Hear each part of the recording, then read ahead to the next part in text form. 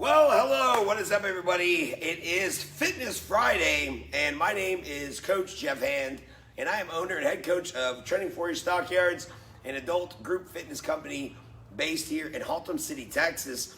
And to be honest, this is a question that we get asked quite a bit here at Training for Warriors is, hey, is deadlifting bad for my back? Or, hey, is deadlifting a good exercise?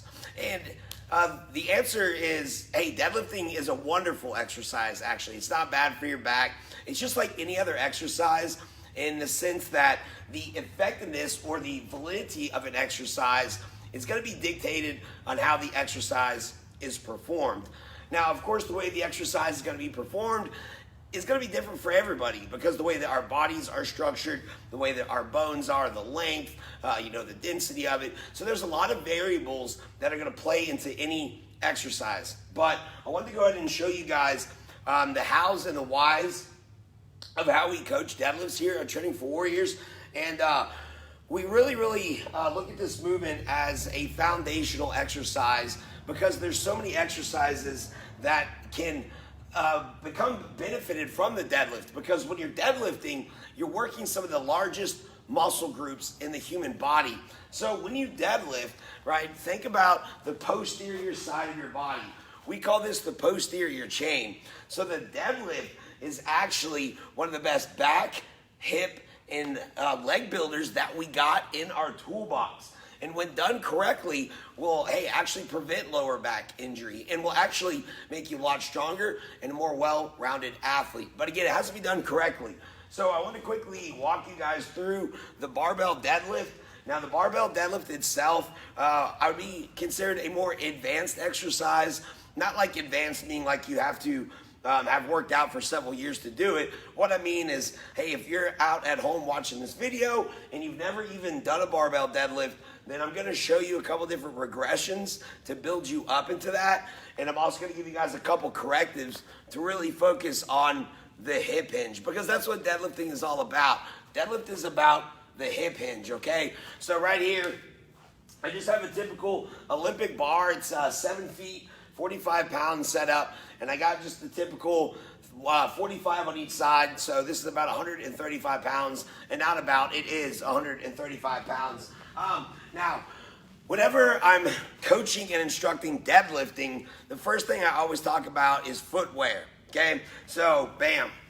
These right here are what are considered training shoes, right? So training shoes, they have no heel. These are considered zero drop. So out of all the lifts that you can do with a barbell, it is the deadlift in which you don't want a heel, right? You don't want a heel on the shoes because a heel is going to position your center of gravity over the bar.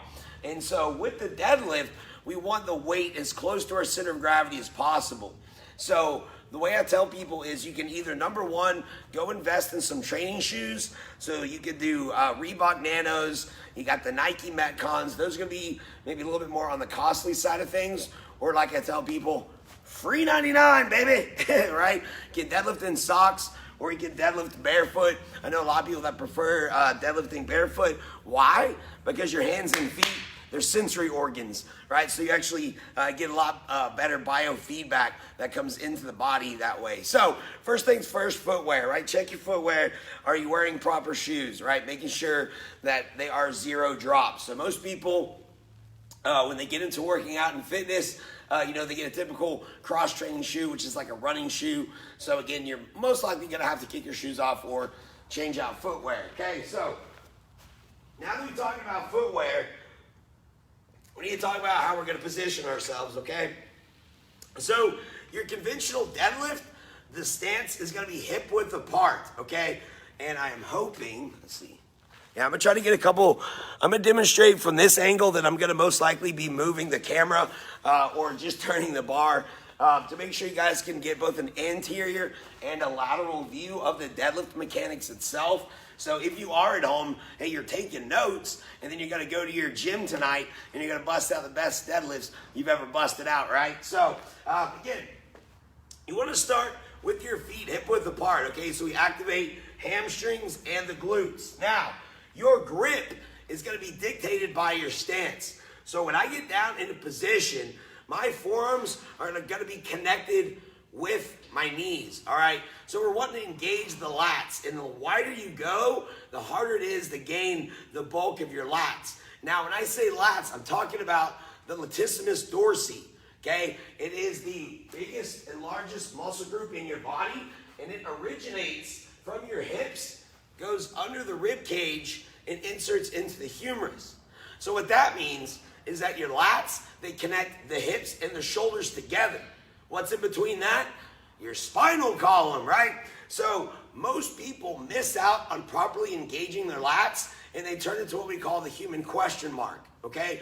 This is where 99% of the people get the idea from that deadlifting's bad for your back, because those people have hurt their back deadlifting. I've done it so many times. That's why I'm giving you guys all the coaching cues on how to not do a bad deadlift. But what I mean is, this is the human question mark, right?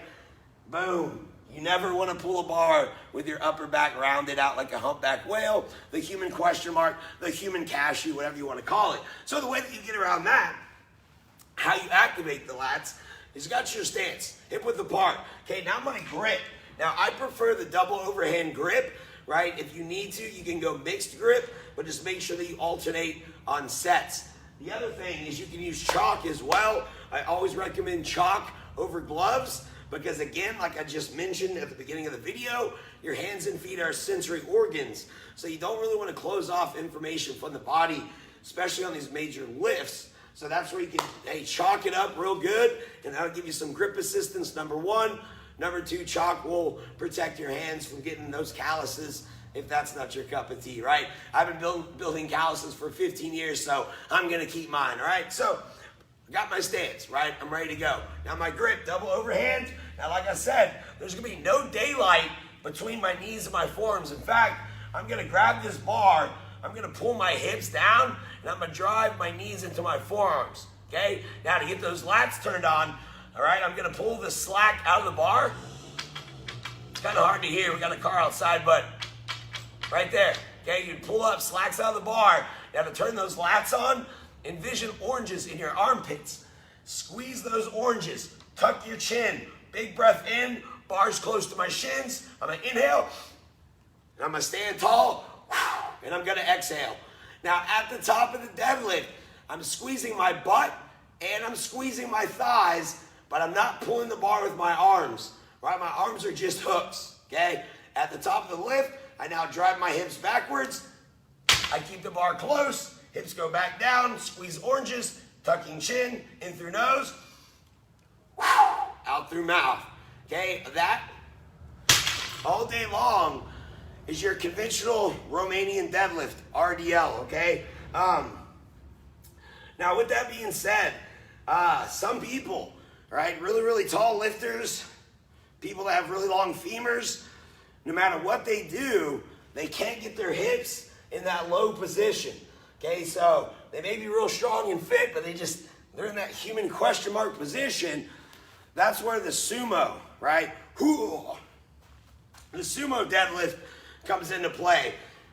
Now with the sumo deadlift, almost everything about the deadlift remains the same, except for right where my legs are and how my hands are gonna be. Now this lift is gonna take about 6 inches off of the pool, which will put my hips in a much lower position, taking out the human question mark, okay? So I got a couple of hash marks on this Olympic bar. That's where my shins go. My toes are turned out. Now my grip is actually inside. Okay, bar stays close. Again, making sure my feet are parallel. Pull hips down, squeezing oranges, tuck chin, in through nose, out through mouth. Hips go back. And that is your sumo deadlift, right? Boom, shakalaka. Now, again, this is assuming you've done barbell work before, which may not be a lot of people out there, okay? So this is where I'll show you a lateral view as well, because now, if you're somebody that needs to work up to this, grab you a kettlebell, right? Got a 30-pound kettlebell right here, and a great way to coach the hinge, same thing, right? Feet hip width apart, chest tall, shoulder blades back and down, knees slightly bent. I would drop my hips back and stand tall. Okay, letting the kettlebell go towards mid-shin. Stand tall. From the side, again, it's about hip joint going back. Hips go back, standing tall. Okay, hips go back, standing tall. Now, there's a couple things I've been saying a lot of. Center of gravity, center of gravity. When you deadlift, you always want the weight close to your body. Think center of gravity as your shoelaces. Okay, that's why you want the bar over your shoelaces. You want the kettlebell mid-foot over shoelaces. The other thing I've been saying is tuck your chin. Okay, a lot of people when they deadlift, they'll deadlift from here. Right, that's like this. Okay, so why that's bad is you're engaging a lot of this upper neck musculature, right? Which can cause a lot of issues at the shoulder and neck over time, or maybe you strain something weird. But you want that cervical spine neutralized, okay? So you want that shoulder and ear to be lining up when you pull all that weight. So shoulder blades back and down, chin tucked. You want to think of it almost as like holding a lacrosse ball right under your chin. And if like you're somebody that works at a, in front of a computer screen all day, or you text a lot, you're gonna have a hard time getting into that at first. So maybe you do grab a lacrosse ball or a tennis ball to where you gotta hold it. That'll neutralize the cervical spine, okay? So that was the builder up to the actual barbell deadlift. A couple other coaching cues that you can do that are unloaded, right? So you actually really coach the hip hinge. So this one would be like considered a butt bump. So you would just get in front of a wall, okay? So once you're in front of the wall, you'd set everything up and you'd work basically on maybe like 10 to 12 inches from the wall. And you just kind of pivot your hips back, right? I'm taking my hands, I'm putting them right on that bony part of my hip, and I'm physically driving my hips back to where my butt has to touch the wall. Okay, so a lot of people, they squat, so they use too much knee instead of hip, okay? Once you get that down, you can really facilitate the hip flexion and hip extension by taking a band. This is just a little 1/2 inch resistance workout band here. And attach it to something sturdy, right, at a low position, and you actually stand with the anchor point behind you. Okay, my feet are in that wide position. I got my hands on the band, and I literally just let the band pull my hips back, and then I push through. All right, so I'm just naturally letting the band pull my arms through, and then I push my hips up. Okay, I'm pushing my hips through, so that's hip flexion, and that's hip extension. Getting a good squeeze, okay? So you go, sets of like 10 to 15 there, okay? So guys, hopefully you enjoyed that. I've actually been wanting to do this live for a while about the deadlift. We coach it a lot here at Training for Warriors. Again, it's wonderful for building lower back strength, wonderful for getting your glutes real strong, your lats. All that's only going to bulletproof your spine. Not only that, from the athletic and the metabolic side of things, this lift's going to work everything, right? It's taxing very large muscle groups, which means you're going to get a big metabolic response. You're going to burn a lot of calories. It's going to stimulate things like growth hormone, testosterone. So whether you're male or female, it's going to be great for your brain, your body, your muscles, your ligaments, your tendons. It's going to help you to build muscle and to burn body fat, okay? So hopefully you guys enjoyed the video. That is Barbell Deadlifting 101 from Coach Jeff here at Training for Your Stockyards. Hey, if you enjoyed it, let me know in the comments below. If you have any follow-up questions about what I've went over this afternoon, hey, drop it in the comments below. And as always, hey, if you like and share my stuff, it's much appreciated. As I think, hey, more people need proper information about all things fitness. All right, guys, speaking of that, it's Fitness Friday. Have a great day. Hey, if you're in the Haltom City area, North Fort Worth, HEB, you're not a part of a gym, you're looking for the best fitness community in the world, hey, drop me a message. I'll give you a week free of TFW coaching. All right, I'll be seeing you guys soon. Coach Jeff, Train for Your Stockyards, signing out. See y'all later. Have a blessed day. Be good.